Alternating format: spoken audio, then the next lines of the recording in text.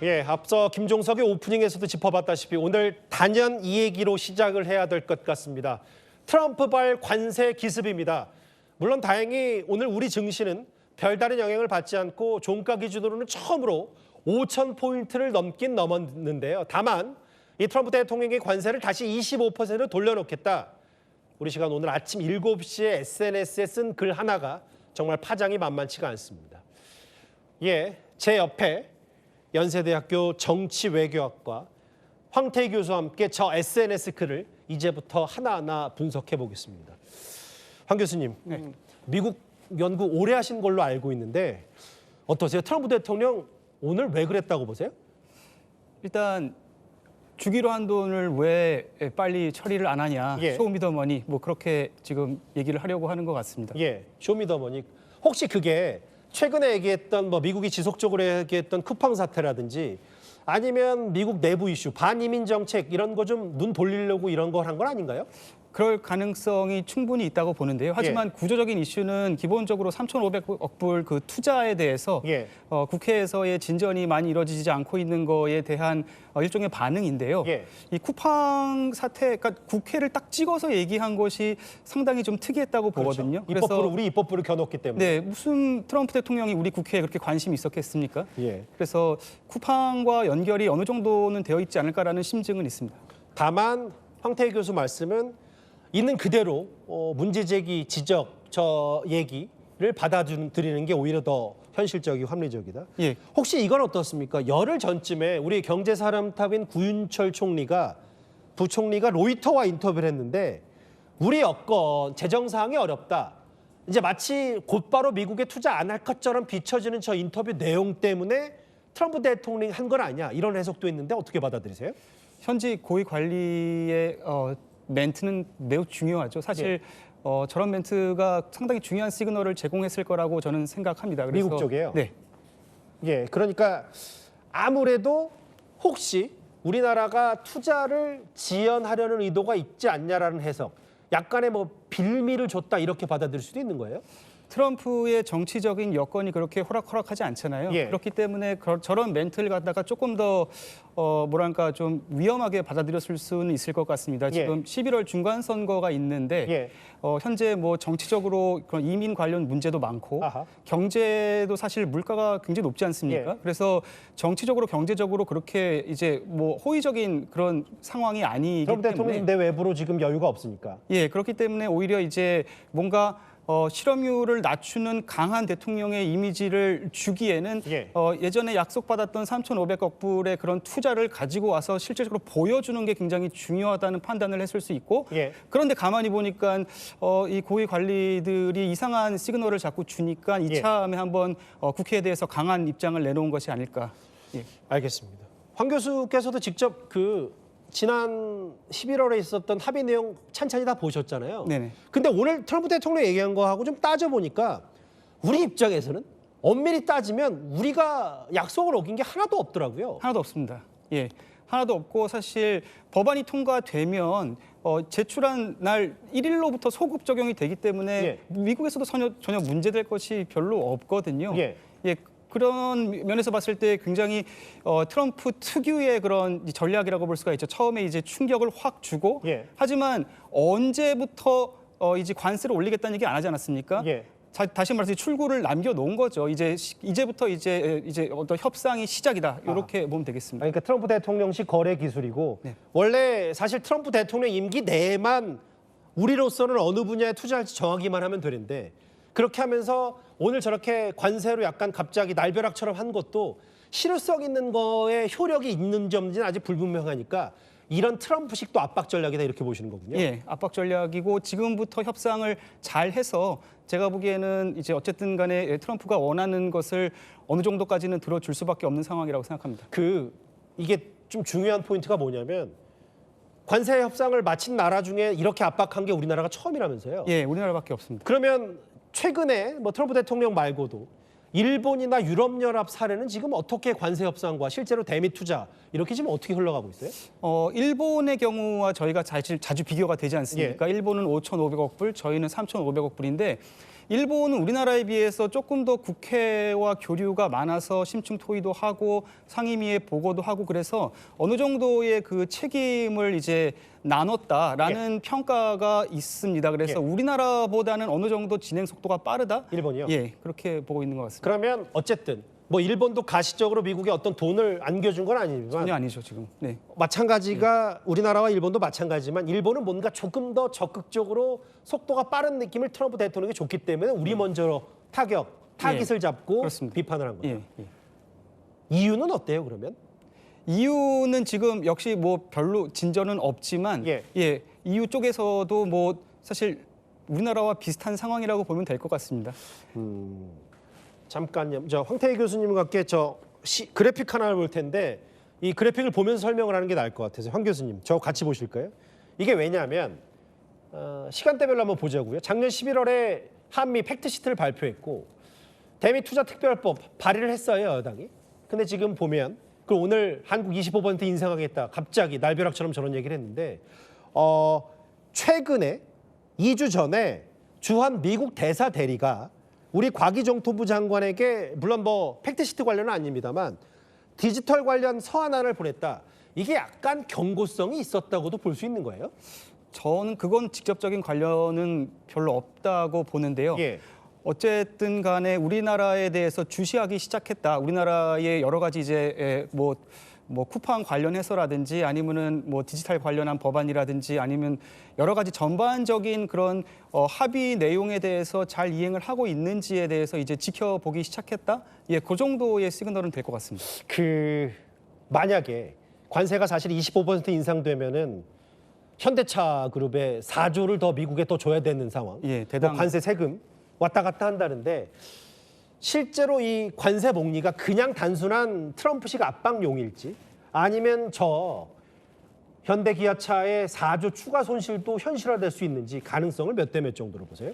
가능성은 저는 충분히 있다고 생각합니다. 그러니까, 현실화할 수도 있다. 네, 트럼프 그렇습니다. 대통령이요? 그러니까 사실 지금은 위협만 한 거잖아요. 예. 이제 올릴 수 있다고 위협을 했지만 법적 행정적 절차는 아직 들어가지 않았습니다. 그래서 행정명령도 만들어야 되고 관부에 게재도 해야 되고 이런 여러 가지 절차가 남아 있지만 사실 뭐 국회에 가서 얘기할 필요가 없거든요. 그렇기 때문에 뭐 재무부랑 USTR 뭐 이런 쪽에 합의만 되면 일사천리로 지금 얘기한 그런 25% 인상 충분히 이루어질 수 있다고 보고요. 그렇기 예. 때문에 이게 그냥 헛발차기는 아니고요. 그렇기 때문에 저희가 법만 주는 건 아닐 수도 있으니까. 예, 지금 일단 말은 시작은 했고 저희가 이거를 빨리빨리 수습을 해야 된다고 생각합니다. 그 미국 전문가 황태희 교수님 나오셨으니까 사실 저는 이게 근본적으로 궁금한 게 뭐냐면 교수님 달고 저도 하는 트럼프 대통령 늘 즉흥적으로 그리고 다른 나라의 부당한 행동을 즐겨하잖아요. 그런데 이제 오늘 아침 7시에 저 SNS 올린 게 뭐 모르겠어요. 우리의 얼마나 한라인과 한미 정보 교류가 되는지 모르겠지만 우리 정부가 아주 저런 돌발적인 행동을 아주 조금의 낌새 혹은 정보 이런 걸 사실 내밀하게는 알기 어려웠었던 겁니까? 예, 저는 어려웠다고 생각합니다. 예. 왜냐하면은 지금 트럼프 행정부는 뭐 미국에 있는 싱크탱크와도 절대로 교류하지 말라고 하고 있고 예. 뭔가 정보가 전혀 공유되지 않고 있고요. 이제 트럼프 이전의 행정부들이 가지고 있었던 일종의 그런 절차들이 전혀 지켜지고 있지가 않거든요. 예. 최근에 나온 뭐 국가안보 전략이라든지 NDS, NSS 이런 거를 보면은 매우 이제 트럼프의 측근들만 모여가지고서 즉흥적으로 결정을 하는 그런 경향이 있기 때문에 예. 아마 내밀하게 우리나라에서 알기는 정말 힘들었을 거라고 생각합니다. 단 1%의 낌새도 알아차리지 못할 정도로 극소수만 정보를 공유하니까 예, 그게 지금 트럼프 대통령식 관세 정책이기도 하고 관세뿐만 아니라 모든 정책이 그렇습니다. 그래서 트럼프 눈에 띄지 마라. 그게 사실 가장 중요한 이제 어드바이스죠. 정리를 해볼게요. 저 황태희 교수님. 일단 김정관 장관 지금 캐나다에 있다 미국으로 급파됐고 모르겠어요. 지금 집권 여당도 2월 안에 대미 투자 특별법 빨리 처리한다고 하긴 하는데 그 사이에 또 트럼프 대통령이 어떤 행동과 그 말폭탄을 던질지 모르니까 앞으로 어떻게 예상될 거라고 보세요? 일단 지금 빨리 가서 트럼프 행정부에서 얘기한 20% 인상이 어떤 의미고 어디까지 우리가 양보를 해야지 트럼프가 다시 제자리로 돌려놓을지에 대해서 정확한 진위를 파악하는 게 중요하고요. 예. 그다음에 공은 국회로 넘어갈 것 같습니다. 국회에서 그렇죠. 빨리 처리를 해서 하면 제가 보기에는 뭐 충분히 이제 돌파할 수 있다고 그렇게 생각합니다. 근데 다만 오늘 국민의힘이 뭐 여러 집권 여당의 책임을 들었고 여전히 국회 비준 얘기를 하기 때문에 글쎄요, 그 국내 그러니까 국회 사정이 녹록치는 않아서 한번 더 지켜봐야 될 것 같습니다. 미국 전문가 황태희 교수와 함께했습니다. 고맙습니다. 이 얘기 나라 밖 소식이긴 합니다만 우리 얘기에 지금 밀접한 관련이 있는 이 얘기 해볼게요. 어제 미국의 트럼프 대통령이 느닷없이 관세를 다시 25%로 되돌리겠다고 하면서 우리 청와대도 발칵 뒤집힐 수밖에 없었습니다. 궁금한 게 많아서요. 정치부 김유진 차장과 함께 이 얘기 하나하나 만나보겠습니다. 일단 그러면 김유진 차장하고 함께 오늘 국회에서 조현 외교부 장관이 야당 의원들로부터 이런 질문과 비판을 받았는데요. 그 목소리부터 들어보겠습니다. 아무 작동이 되지 않는 라인, 그거 지금 다녀오고 난 다음에 26일 날 귀국하셨는데 27일 날 트럼프 대통령이 이 관세 올리겠다고 나왔단 말이죠. 한 라인이 아니라 핫바지 라인이다, 아니면 노라인 정도 수준일 것 같다는 생각이 듭니다. 그래서 왜 가셨냐, 국민 세금 써가면서. 국무총리가 미국에 왜 갔습니까? 한미 동맹 관계를 보다 심화시 100번 양보를 해가지고 법안 발의만 하면은 관세를 인하해 준다라고 했다면 왜 트럼프 대통령은 국회 탓을 하면서 국회에서 법을 통과시키지 않았기 때문에 관세를 다시 인상할 수밖에 없다라고 얘기하느냐. 그거 이해가 안 되는 거거든요. 그러면 국민에게 알려지지 않은 뭔가 다른 부분이 있을 수 있다. 그래서 국회 비준 동의를 받아라. 트럼프 대통령이 우리 조인트 팩트시트에 대한 국회 비준 동의가 없어서 이번에 저런 입장을 밝힌 것은 분명히 아닌 것으로 보입니다. 제가 좀 김윤준 차장에게 궁금한 게 많아서요. 어제 이 시간에는 트럼프 대통령은 왜 도대체 난데없이 느닷없이 그랬냐라고 했다면 오늘은 우리는 왜라고 물어볼 수밖에 없어요. 조금 전 청와대 김용법 정책시장이 이런 얘기를 했더라고요. 트럼프 대통령이 느닷없이 관세 25%로 되돌리겠다고 한 건 100% 국회 입법 지연이다. 트럼프 말대로 함께 해결책 찾겠다라고 했는데 김윤준 차장, 그러면 바로 입법 처리하면 되는 거 아니에요? 왜 이렇게 늦어지는 거예요? 우선 민주당이요, 지난해 11월 26일에 일명 대미투자 특별법을 발의했고 예. 이 법안이 현재 국회 재정경제기획위원회에 계류돼 있습니다. 2달 정도 지났는데요. 지금 여당은 특별법을 추진한다고 하죠. 예. 야당은 한미 무역 합의를 국회에 비준하는 게 먼저라고 그런 입장을 내고 있습니다. 이렇게 여야 간의 입장 차이를 조율하느라 시간이 좀 걸리기도 했고, 이 법안이 계류돼 있는 국회 상임위원회, 앞서 말씀드렸듯이 재정경제기획위원회인데 최근 거기 현안이 워낙 많기도 했습니다. 예. 얼마 전에 끝난 기획예산처 장관 후보자 인사청문회도 재경위 사안이었거든요. 전반적으로 다른 법안들의 처리도 늦어지는 상황입니다. 예. 입법 처리를 안 했다기보다 못했다고 보는 게 더 안 현실적입니다. 한 게 아니라 못했다. 예. 그래서 제가 정부 쪽에도 그동안 뭐 했냐 이렇게 물어봤더니요. 예. 미국이랑 실무 협의를 하려면 일단 특별법 처리가 돼야 한다 이렇게 이야기를 하더라고요. 예. 무슨 얘기인지 좀 알아보니까요. 이 특별법에 한국이 미국의 어떤 프로젝트에 투자할 것인지 등을 국회와 상의해야 한다. 이런 예. 내용이 담겨 있다고 하더라고요. 협상 관련해서 실무를 담당하는 정부의 한 관계자가 사회적인 합의도 없는데 우리가 정부가 앞서 나갈 수 없지 않느냐. 국회 동행을 좀 지켜보고 있었다. 이렇게 이야기를 했습니다. 그러니까 정부든 여당이든 손 놓고 있었던 건 아니다. 2달의 시간 동안. 근데 이런 게 있잖아요. 혹시나 뭐 미국이 부당한 건 다 알겠지만 그동안 미국의 누적된 불만을, 그런 기류를 우리 정부가 감지를 못했던 건 아닌지. 왜냐하면 공교롭게도 김민석 총리 벤스 부통령 만나고 돌아와서 뭐 아까 김기현 의원은 뭐 핫바지 아니냐라고 하지만 한 라인 구축했다고 하고, 뭔가 그런 기류를, 미국 쪽의 기류를 우리 정부가 못 읽은 건 아니에요? 이게 최근에 제가 미국 정부 관계자를 만났는데 예. 자고 일어나면 새로운 일이 벌어져 있다. 이렇게 이야기했던 게 좀 기억에 남습니다. 자고 일어나면 새로운 일. 맞긴 맞네요. 예. 자기들끼리도 내일 무슨 일이 일어날지 모르겠다 이런 얘기를 한다는 취지였는데요. 예. 하물며 우리 정부도 트럼프 대통령이 SNS에 관세를 다시 25%로 올리겠다 이렇게 쓰기 전까지는 눈치를 못 챈 걸로 보입니다.